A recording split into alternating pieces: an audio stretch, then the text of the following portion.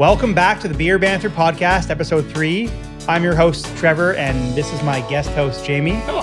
Thanks for having me. Yeah, thanks for being here. Hey, yeah. Nice. We're going to talk about some beer news happening around us, and at the end of the episode, we're going to taste some American IPAs. This is our assistant producer, Luna. So, how are you, Luna? Stay with us. Big day. And we'll have all the things you want to hear coming up at you. About beer? About anything.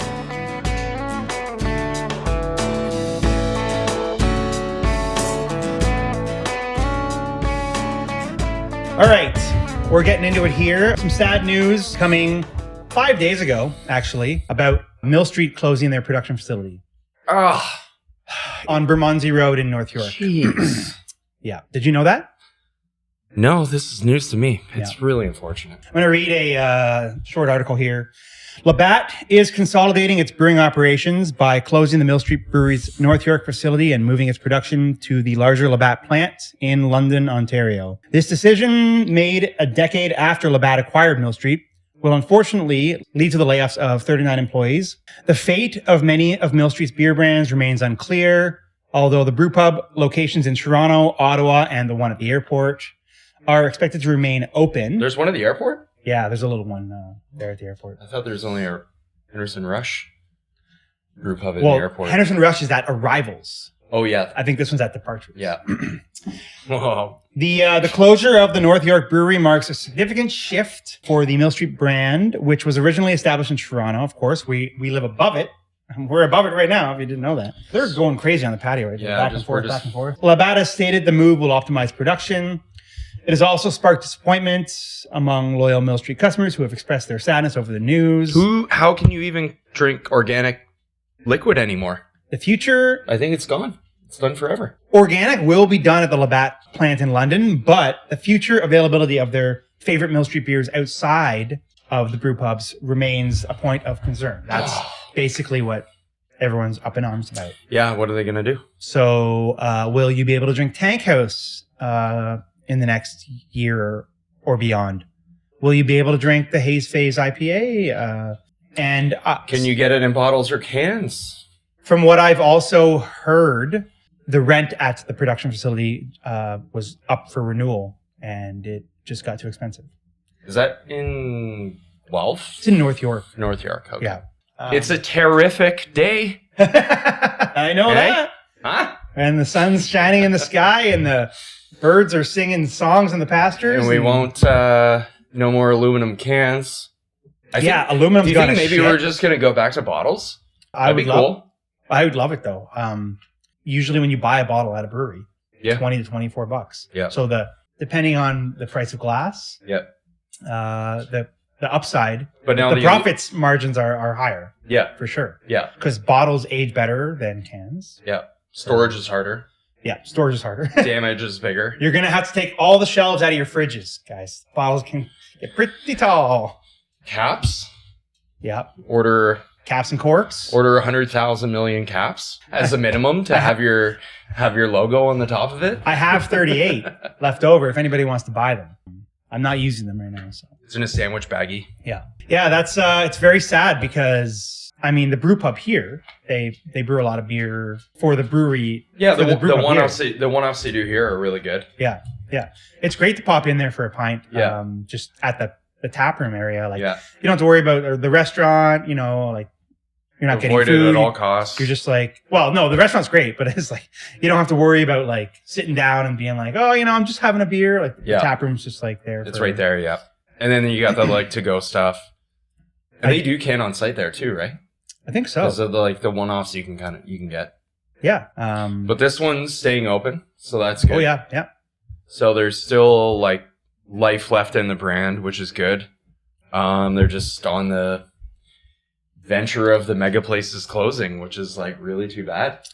Yeah, it's one of the breweries that you would expect to just be open forever, even after Labatt acquired them. Labatt has been known to support brands. Yeah. So I don't think it's the move to destroy the brand by any means. But AB InBev. Yes. Yeah. Yeah. Is Guinness not on that too? While Labatt Breweries of Canada brews Guinness Extra Stout under license, the brand itself is owned by the British-based multinational alcoholic beverage maker Diageo, not Labatt. Really, really big. And that's the whole like importing. I think they do can some Guinness at Labatt for Canada. Yeah. But all kegs come from Ireland. Right. Yeah. I think that's what I actually looked this up a while ago. I kind of forget. But Labatt bought Banded Peak in Calgary a few years ago and has done nothing but support. They ended up being able to build a whole new production facility. It's kind of surprising that 10 years into the acquisition, they're closing the facility. They put from what I've heard, they put a lot of money into that facility. Yeah. They have a huge brew house, a huge canning line. Did it all start down here and then it moved out there? I believe so. This is kind of like the Steam Whistle story arc. I think this says since 2004, possibly. Wow. Mill Street. Wow. Yeah. I mean, it's a great spot. Distillery District. Yeah. Just watched Tommy Boy 30th anniversary. Yes. We'll watch it tonight. Yeah. Love my little naughty Pat. You're naughty. So that's really sad. To that facility. To Mill Street and all the employees that are unfortunately going to be no longer working there. Yeah, we wish you the best. And it's a real shame. If any of you want to start a brewery, parlaying that into my next news item, Longslice. Longslice Brewery is officially up for sale. So I'm going to read this short little blurb. The Aviary and Longslice Brewpub in Toronto has closed, citing tough times and the ongoing impact of the pandemic and current recession. The brewpub, which also housed the Longslice Brewery, was a popular spot in the Canary District for 6 years and was known as a safe space for the community. Owners announced the sale of the business in December 2024. It appears the closure occurred in February 2025. Yes, late February.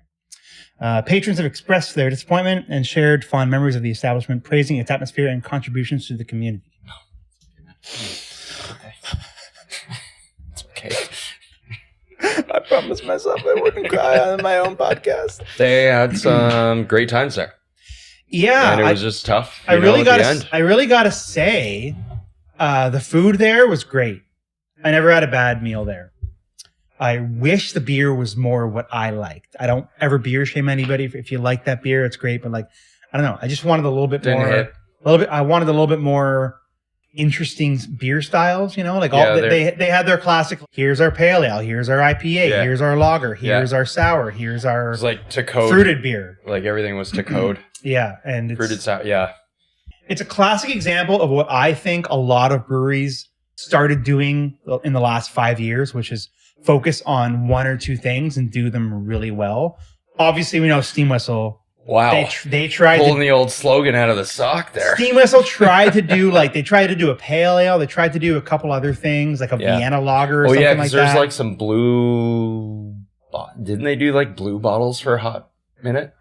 Something. They did a bunch of stuff. Yeah. I could remember going to Roundhouse and being able to get you can obviously get new, they do bows there as well. Now it's all that, because they're like hybrid companies, which is the hybrid company for anybody over a certain amount of volume is kind of like where you have to be now. Yeah. Because you got to join forces to make it. Yeah. Because it's it's competitive, but it's also with everything going on, shit's expensive. It's like Costco making Kirkland stuff. I love a good Kirkland sock. It's like they can carry for diapers, they can carry Pampers, they can carry Huggies, and then they carry Kirkland, which is a couple dollars cheaper. You're obviously going to go with those. Yeah. And spoiler alert, they're actually made by Huggies. They just put their Kirkland brand on it. Hell yeah, white label. And in America, the Kirkland white label beer is Deschutes. Yeah. There you have it. Yeah. There's a good one. There you have it. There's a pretty good one. I was in a Costco near the Edmonton airport recently because I was looking for beer, and I was like, oh, they have a Costco beer store there. I go in and you can only buy 12 or 24 packs. At the smallest was a 12 pack, and we were flying out the next day. They're like, you got a lot of shotgunning to do. And I was like, I was like, can I buy singles? He's like, no, sorry, man. But it was all the main brands on the bottom, and then like they had Kirkland brand like on the shelf, like right at your eyesight. I'm like, I know what's going on here. Perfect. And I'm wondering how good it is. But like if it's the shoots, that's in America though. That's in America. I wonder what it is in Canada. But yeah, so doing one thing really well or two things really well. Name some of the breweries in Toronto. Left Field. They do great IPAs. They can also do good sours. a good sour, a good lager. Yep. But I would say their focus is IPAs. I think that's what their main, like strong. The people who come to the Left Field want to drink a Greenwood or a... We did Greenwood the other day, one of yours. Yes. One of your top picks. Nice one. I got it second try, I think. I think you got a first try. First try? Yeah. Go back to episode 2 and tell us what try he got. I think Cannonball is another IPA that they do that's really good. Yeah, Cannonball. I just had a frozen rope recently as a short can. I'm taking pills for that. 6 months. Yeah, how's it going? That's another podcast. Yeah. We'll talk about health performance. Health later. and wellness podcast. Yeah, we're going to do that. And I just had their Double Dan IPA at Left Field Liberty Village. Oh, yeah. After judging for the Canadian Brewing Awards. Nice. We all went there and... that was a great beer too. It was fresh. Like I knew they had released it like 3 days earlier. So I'm like, give me whatever's fresh. Like, is this the freshest one? So, yeah. And I know, typically IPAs are like 2 weeks in, they're like at their peak. Sometimes 4 or 5 weeks, they start going, the hops sliding down the hill. Trevor, how was the judging for the Canadian Brewing Awards? Can you tell us the top champion? I can't because I don't know. Undisclosed. It's all anonymous. Sorry, disclosed. No, undisclosed. Undisclosed. It's completely open. Anonymous. It was really cool. It was really cool meeting up with a lot of other beer nerds and some who have their BJCP and some who have no qualifications whatsoever. Some who are grandmasters. Some who are like high up in Cicerones.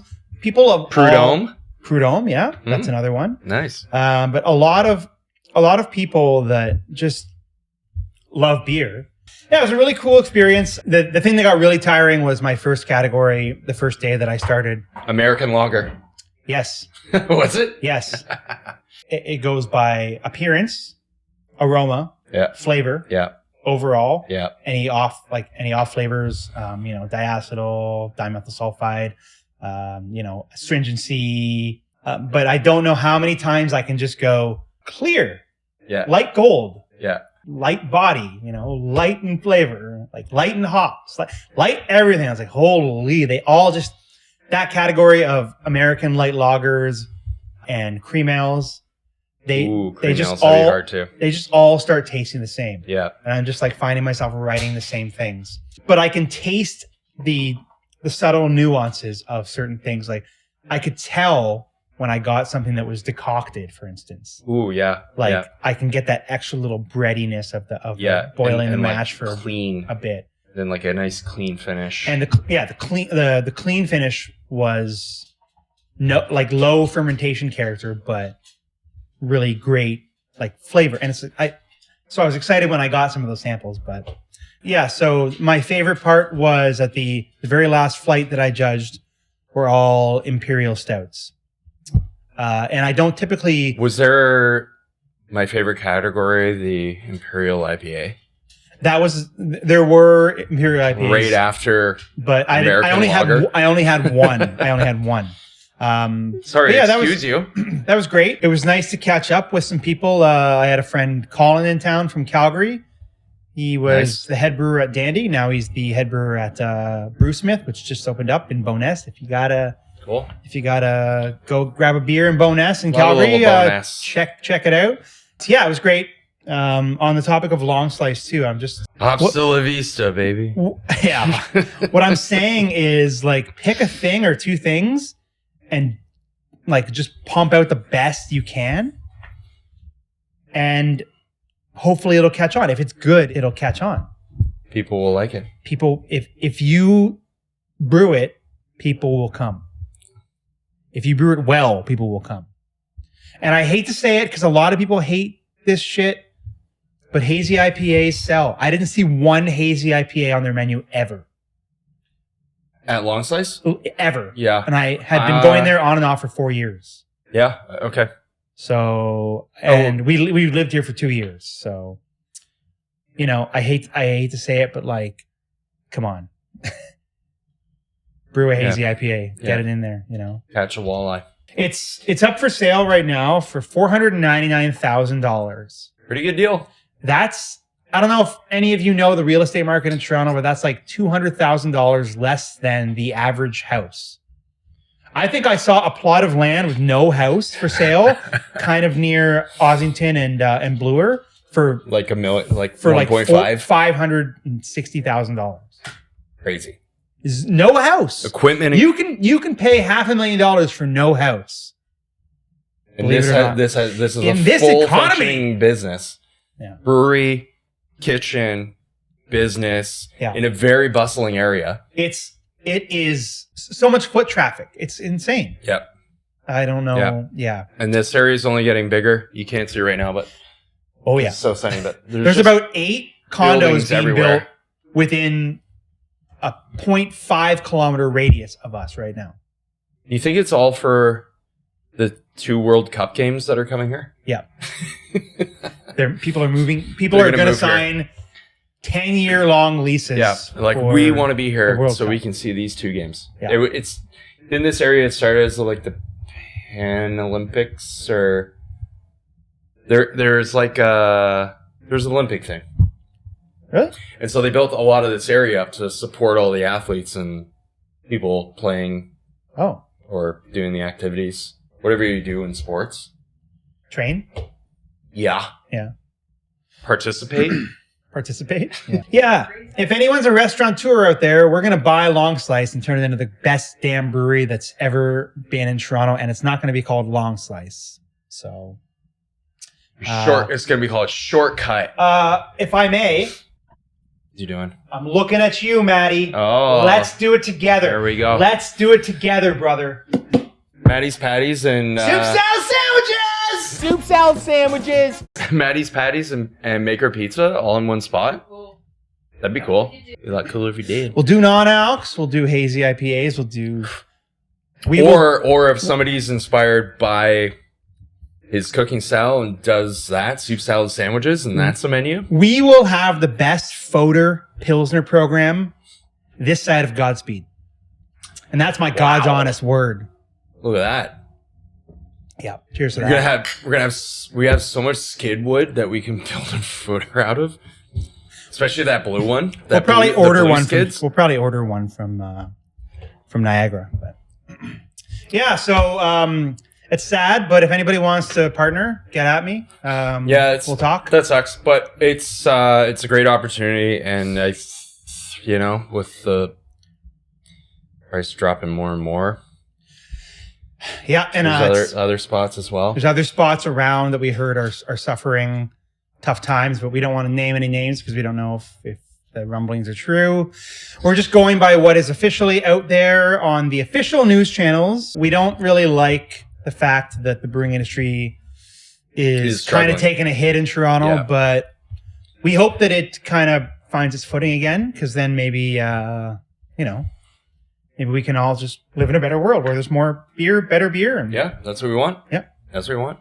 We're not, everybody needs to be successful. And I think that's the most important thing. And it's like, it sucks that that's happening, but that's the state of the economy right now. And hopefully it's just a little speed bump in the road. And then we can get back to having a bunch of places around. I mean, there still are. Like, there's still a lot of great places. And it's important to go out and support your local. But it just sucks hearing people that really put their life into it. And, it's also, you gotta change your business model a lot too, right? Yeah, you have to be constantly changing. You gotta be evolving. Henderson went through like 4 iterations of different things, and now they're just trying to do what works for them now. Yeah, and that's Well, and then like I think we might have said, like, the hybrid model is kind of like unless you're really established, like you got your Steam Whistle, well, even Steam Whistle, I mean, they're with Bose now,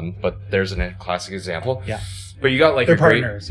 partners, yeah. But like you got your Great Lakes doing it, you know, your Bellwoods doing it, Brothers like doing it on the rise probably, but there are other places that are out there, but it kind of comes down to, you know, you gotta partner up with people and like share the resources you have to be able to make both of you successful. You either do that, or I think what Blood Brothers did, because they're at 3000 Super Test Road now, their production facility. Yeah. So they're like way North York.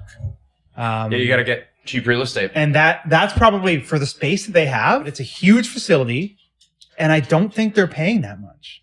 No, I think they got in good. Compare that square footage to something in Toronto, and it's probably like 60% less. And that's a great model that you can. They pulled all their brewing equipment aside from their brew house, which is just for show now. Yeah. At the Geary location. Yeah. Kind of a hangout spot for the Canadian Brewing Awards judging. So it's great to be up there. I don't live near there anymore, but it was nice to like be up in that area. And it's a beautiful event space. It's dark. It's moody. They have great beers on tap. Style, it's totally their style, which is super cool. They were super hospitable to all of us. Like, there's a lot of people coming and going. They provided lunch a few times. They provided dinner. It's great. So I mean, like, and Geary Road is like a Geary new hype is spot. It's so gonna be the new Ossington. Geary's so cool. Yeah. And I lived there like 14 years ago. Me and my buddy Joel lived on Salem Ave, right at the corner of Salem and DuPont. What's up, Joel? We lived there. It was not cool. Yeah. It was like there was nothing going on. Yeah. There was a bar right in the corner of Dufferin and Geary called Kitsch. And they served Amsterdam Big Wheel for like $4 a pint on like Thursdays or something. And I would always go there. And anytime I'd come home thinking my buddy Joel was there, we're going to have some beers, I'd text him and be like, where are you? He's like, I'm at Kitsch. I'm like, okay. I was for our lager episode, I know what Trevor's one lager is going to be. Big Wheel. A little Big Wheel. Oh, yeah. But that was the last time I was at Blood Brothers before I moved away to Alberta for 13 years was when it was an auto garage and I got my oil changed there. Like, it was a garage. There was no Familia Baldassare. Yeah. There was no Good Behavior sandwich shop. Big Trouble Pizza's there too. Greater Good. Craft Beer Bar and north of Brooklyn in Greater Good. It's such a cool Toronto street. Brewing was Toronto there. Brewing was there. Yeah, they have a lot of cool new spots opening Pretty up. sure there's a porn studio up there. There's a rehearsal studio up there. There you go. That's probably what it was. Space there for a while. Yeah. Yeah. Years ago when I was in a band called Silvercade, you can still find us online if you want to check out some like hot metal, hot hardcore rock. We did an acoustic set on Indie Love Radio. They had a studio on Geary Ave. Oh, cool. We went in there and we did like 4 acoustic songs and an interview. Our singer Ryan was supposed to bring my acoustic guitar up from the jam space because he was there. And I was like, hey man, I didn't have time to go grab my guitar. Can you grab it? He's like, yeah, sure. He shows up to this space on Geary Ave with my guitar. Just with my fucking guitar. Raw dogging it? I was like, where's the case? He's like, you have a case for that? I'm like, and he just threw it on the back of his Hyundai. It just was in the back of his fucking Hyundai. He just pulls it out. My custom-made Yamaha. I was like, oh my God. You have a case for that? Yes. Son of a bitch. Yes, even if it was a soft case, like. He's like, oh, sorry, I didn't know. It was funny though. I bug him about that all the time. Okay, so no shout-outs to Josh. No, I love Ryan. Ryan. I love Ryan. He lives in Vietnam now, so. Oh, cool. He'll never see this. He will. He will. He runs a bar down there now. I actually might move down there because this place why not? is getting crazy. Yeah, why not? Tropical Brewery down there. But Indie Love Radio was there for a bit. I don't know if they're still there now, but a radio license. Yeah, a broadcasting. They got a knob on the wheel. Yeah, they got a little bleep bloop bloop bloop. Oh shit! Oh man, I'm 88.1 or 88.7. Oh, right. And I don't know if you've noticed this. If you're a Spinal Tap fan, but my interface goes to 11. The numbers all go to 11. More news. I think there's a Spinal Tap 2 coming out. Yeah, I saw that. Yeah, that's pretty cool. Well, they have to do it while all the guys are still alive. Of course. I think Michael McKean, he plays the bass player, I think. I think they're filming a bunch here, too, in town. Oh, man. It's cool. That'd be sweet. Yeah. I'd love to get on that. I'd love to be an extra. Hey, you never know. Like, Hey, you're not getting it, man. Yeah. My interface goes to 11. I don't think you can. Why don't you just make 10 the loudest number and have that be the loudest? No, Nah, 11. Interface goes to 11. It's got to go to 11. I don't think you're getting it, mate. Hey, Spinal Tap. All right, we're back with our American IPA beer tasting portion. We don't know when we're ever going to get American IPAs again because of this trade war. So, Greenskeeper Session IPA from beautiful Columbus, Ohio. Is it? Well, it's the only place in Ohio I'd want to go. I don't want to go to Cleveland. What about Dayton? No. What about Sandusky? No. Fine. Maybe Sandusky, actually. Well, yeah, there's Cedar Point there. I think Drew Carey was wrong. Cleveland does indeed not rock. Is that the same place? Shit, I fucked up. It's fine. Oh, don't do that. Okay. Greenskeeper. You get the It's a golfing beer. What do we got in here? Appearance is slightly hazy. Trying to be clear. It's probably, I don't know the ages in this can, but 2025-03. March 11th. Nice. That's a freshie. That's like almost this month. You know what? It's April Fool's Day. We don't actually have a podcast. We're just fucking around. This is a And joke. this is April Fool's joke for Jamie here. I don't know what's happening. I'm not even here. This is very green, which maybe is part of the point, Oh yeah. right? Like Wow. it's like it smells hoppy, but it's like fresh cut grass Yeah, sort of it's like tasting, floral and but like not grassy. in an offensive way. Yeah, not in the noble hop way either. It's more like did they I'm like, it almost reminds me of fresh hop, dry hop, but obviously I know they're not doing that. Delicious. Yeah. Columbus, Ohio, Session IPA from Land Grant Brewing Company. 4.7% ABV on this bad boy. Amarillo, Citra, Eldorado, Centennial, and Columbus CTZ. It's very important. Malt, they say caramel oats and a craft master blend. What are those? Yeah. Don't know. Are you kilning the oats? I think they're maybe like putting them in the air fryer, like toasting them up a little bit. Yeah. Are they doing the sheet pan technique that you invented? Oh, yeah. With peaches? That's an old callback. Crushability 6. Good. Out of what? 11. out of 5? Out of 10? Hoppy, refreshing light. So yeah, it's great. Beautiful. It's good. It's a beautiful little Session Tasty. IPA. And we can't find it near us. Let's judge this. Are American IPAs better in America? Is there a better Session IPA you can think of in Canada? I can. It's not bad, but I can. There's the one that we will get into next that has a variety of levels of IPA. yes. And I Not think the- that's my favorite IPA out of America. Oh yeah. There's flagship one. Yep. We're not going to tell you which one it is. You got to keep You watching. can probably guess. And listening. Delicious, man. Yeah. Thanks for having this. Yeah. Thanks for being a friend. What else do they do?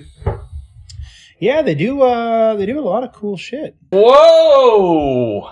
Oh, sure. Oh, sure. Holy New shit. recipe.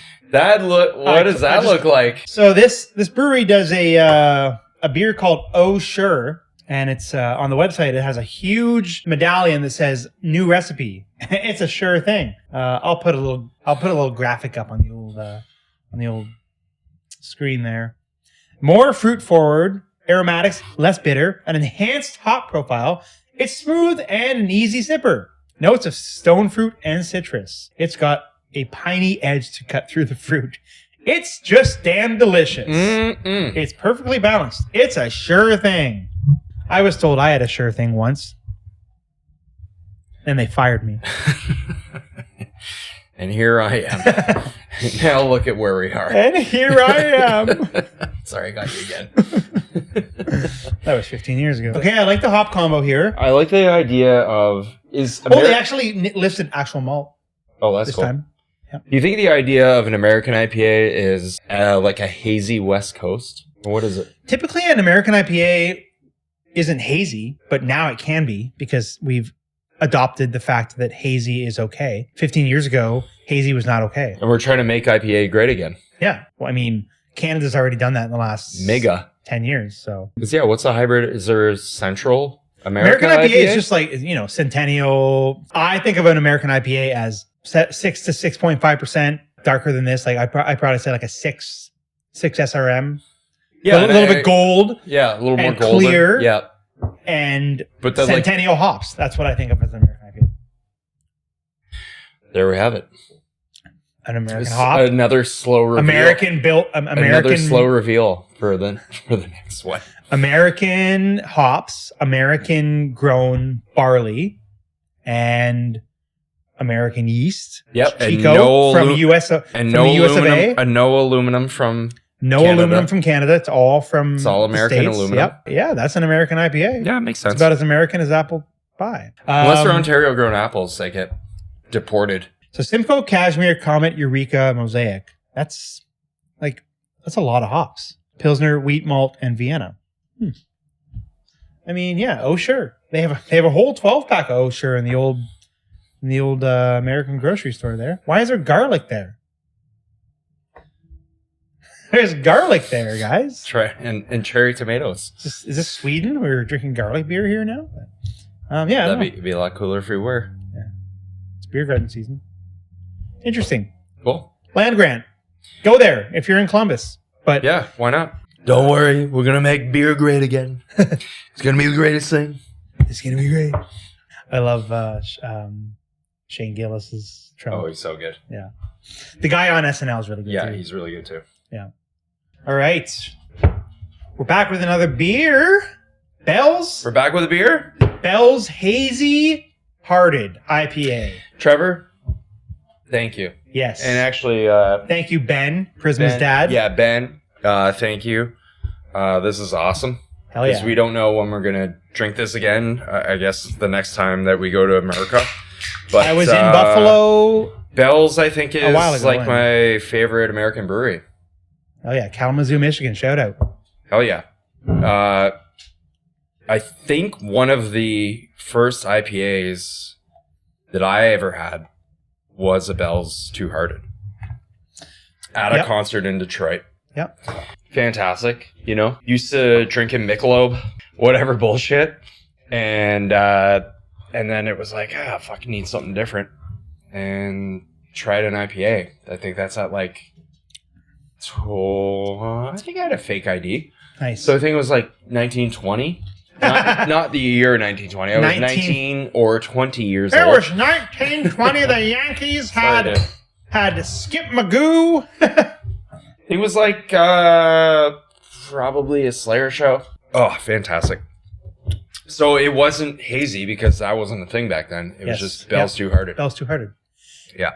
It's kind of cool that you have a memory of that being your favorite IPA, because when I started homebrewing back in 2012, the very first book I ever read was How to Brew by John Palmer.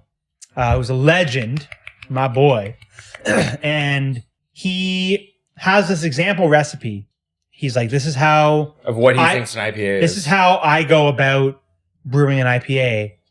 Or no, actually his example was cloning.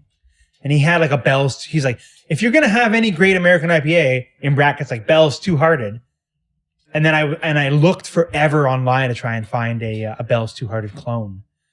And it's just all Centennial hops and American. And then it turns out it's the blend most of like simple, two-row and it's the most simple beer, but like a blend of two-row and so caramel delicious. malts and yeah. It's all the hopping. timing of the hopping regimen, and man, what a fantastic beer. Yeah. And then there's the light one that we were talking about. Like, look at that.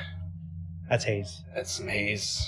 That's a haze. Luckily, we have this haze for beautiful sunlight coming in here, and you can see. Oh yeah. There's no way that that's filtered. No. We're getting the best we bio. had a yeast cake at the bottom. Yeah. So, Yeah. I think it just came out as, and you guys can Google and do your shit, but I think it was like just Two Hearted came out, American IPA. That's what they did. Yeah. You can also look up who the founder was, whatever. Do all the research, or Trevor will do it right now and let you know. But it's probably somebody. Larry Bell. My boy. There he is. 1985. So I was born in 85. There we go. I'm 83. I was born in Colin Bay. There you have it. He's like he's in the ranks of like Vinny, and like those guys that like started. And what's his name? Sam Calagione from Dogfish Head. Yeah. Like all in that sort of era coming out. Yeah. That guy too, Mike Stevens. Founders. Oh yeah, of course, Mikey Stevens. Yeah. He was on a podcast a few months ago that I listened to. Yeah. But yeah, like I think it came out as just Two Hearted, and then it evolved into obviously figuring out all the trends, doing a session version, and then doing from homebrew shop to brewery. I think that's how it started. And then doing a hazy based on the trends, and then doing a double Two Hearted. Yeah, and like going in the States, you can get those almost that size actually. What is it, 12 ounce? So yeah, they do like a 963 milliliter or something. Yeah, of a double Two Hearted. Yeah, like talk about getting the job done. Yeah, I've had those. I've had one. I can remember the most recent was at a baseball game in Arizona. I had a double. I had a tall can of Bell's double hearted. Yeah, fantastic. So, and Trevor and I just saw a buddy playing at the Great Lakes Brewery. Maddie.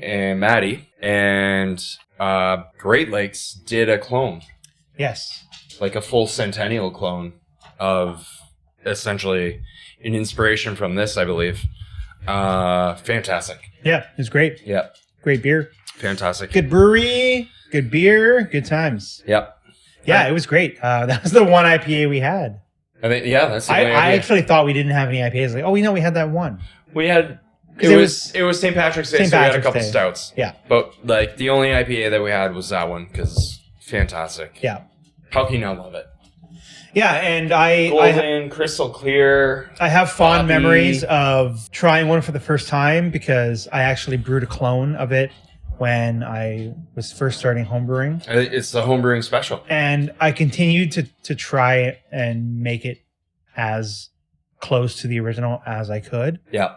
And I got pretty close when I got into homebrewing to save money. I didn't save any money because I just kept on getting more equipment because I wanted to up my brewing game. Yeah, better it up. And then I can remember a couple of years ago, we were in Buffalo for a hockey game. Since it's very expensive to go to hockey games here in Toronto, the Oilers were playing the Sabres. Chrissy is from near Edmonton, so she's a big Oilers fan. Edmonton. And I suggested going to Buffalo because you can get 2 tickets at a very good spot in the arena. You can get an Airbnb for the night. You can pay gas, and then you can have beers and food in a couple different places, all for about the same price it would cost you to have 2 tickets and 2 beers and 2 hot dogs at the stadium we live 20 minutes from. When the Oilers are playing. We don't speak of that stadium. The Scotiabank Arena. Okay, we do. We don't speak. It sounds like Buffalo's 2 tickets to paradise. You can't put the song in. 2 tickets to paradise. We can't put the song in. I can sing it. Okay. I'm Eddie Money. Fuck you. Is that Eddie Money? Yeah. Yeah. Yeah, but Bell's Two Hearted, I remember I hadn't had it in a long time. I remember grabbing a 6-pack of Bell's Two Hearted in bottles. Just regular. And bottles. Yeah, 330 ml bottles. Yeah. And I almost forgot one. We were about to check out of our Airbnb. And Chrissy was like, check the fridge. I was like, yeah. I was like, oh my God. There was one of her beers and one of my beers there. I think she got one of the Bell's Belgian. It was a Belgian beer, or it was like a wheat beer or something like that. And then I had the Two Hearted. Brought it home, and I kind of put it in the back of my fridge and forgot about it for a couple weeks. And then I was like, digging through the fridge trying to find something else. I was like, oh my God, I forgot. So I had one like a couple weeks later. It was kind of like one of those, you find like a $20 bill in your jeans. You're like, whoa, I have money? That's crazy. Or a quarter even. Or a quarter for the shopping carts at No Frills or whatever. Yeah, Oh, I gotta like load up on this basket. No, Yeah. you can get a shopping cart. Mm-hmm. That's nice. Yeah. That's really nice. Yeah. So that's great brewery. Delicious beer. RIP to the Thanks, States. Trevor. Thank you, Ben. Thanks. Thanks, Ben. I wanted to share it with people, and we're sharing it with all of you. And then all the little fishies on there, little trouts. Yeah. Yeah. It's a great American beer. brewery, but Yeah. RIP to the travel of the States, because I don't know when we're going to be able to get back there. Yeah, real shame. We'll be back there soon enough. We'll be friends again. Come on. We'll make North America great again. Yeah. Let's make North America great again. Let's make North America friends again.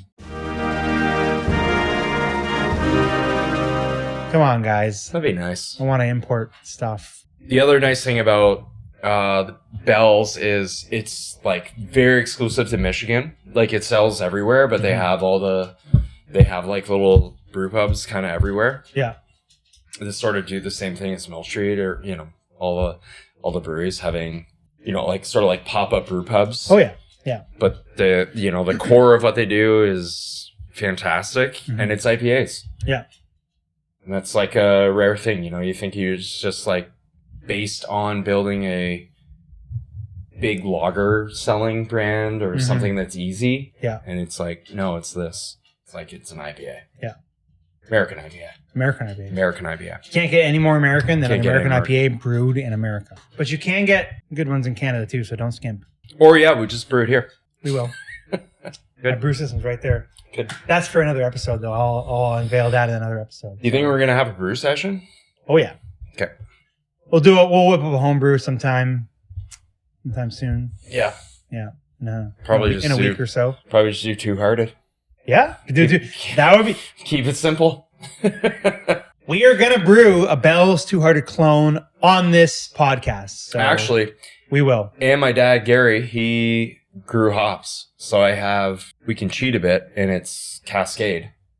But I have fresh Cascade hops I love Cascade. I'm not opposed. grown in the old man's backyard. Not opposed. So we can Gary, do all get those. your hops ready. They're ready. They're here. They're in the freezer. Gary's hops are ready. They're in the freezer. We're ready to I know use nothing. them. We're ready to use them. Great. This is awesome. It's been a great episode. Anything else you want to say? Thank you, Ninkasi, for inspiring everyone to make great, delicious beer. Beer goddess. One of my favorite breweries Chris. of all time, Ninkasi. Oh, Got me into homebrewing too. yeah. Hops? I don't know her well, but she also infiltrates my dreams very much about drinking beer, and which is pretty much all the time. Yeah. It's total domination. Really Very got me. spiritual. Yeah, and thank you, Trevor, for supplying these tasty, tasty treats. I wanted to enjoy them with friends, and so now it's Too bad it's not you. two of us drinking here, but I hope everyone's drinking at home. If you can find these, Enjoy. let us know what you think. If you want to have us review a beer on the podcast, Send beer contact over. us on the form. There's a contact form on the website. And for those of you on YouTube, make sure you like this video, subscribe if you get a chance. It'll really help out the channel. And give us a 5-star review on Apple Podcasts or wherever you listen to. The channel is the beer supply. Yeah. There's a donate button on the website if you want to donate to help out a couple bros, and we'll give your name a shout out on the old podcast here. And that's pretty much it for us. Do we donate to local breweries too, given the topics that we're talking about today? If you donate, We'll donate. we'll go into that brewery and buy a beer to support. Yes, absolutely. That's what we got to do, That's what we will do. and we'll meet you there. We will. You can do that too. Yeah. Yeah. Okay. Perfect. Good riddance. Hell yeah. Cheers, dudes. I'm Trevor, I'm the guest host, Jamie. guest host Jamie. And as always, life's too short. Drink great Drink beer. great beer. Cheers.